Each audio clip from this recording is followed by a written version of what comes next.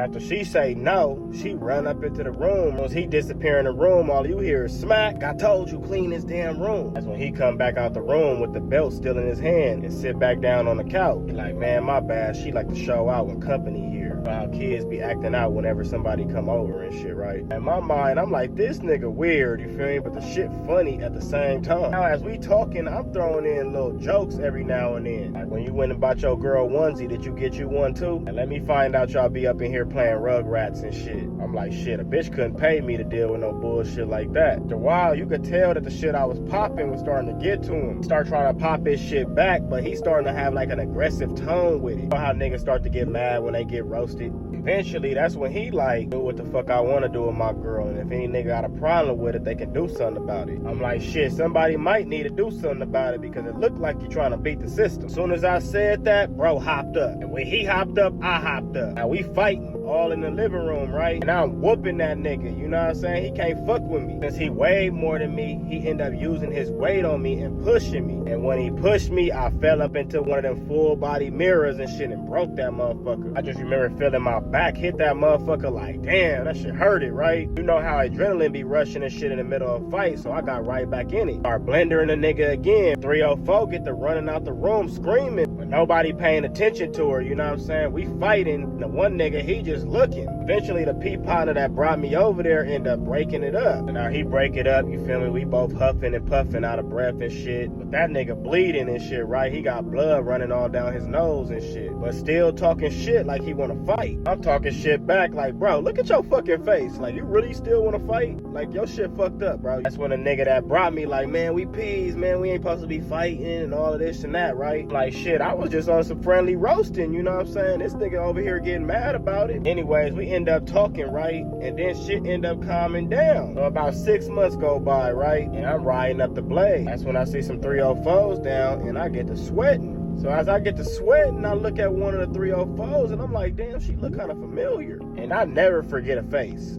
ever.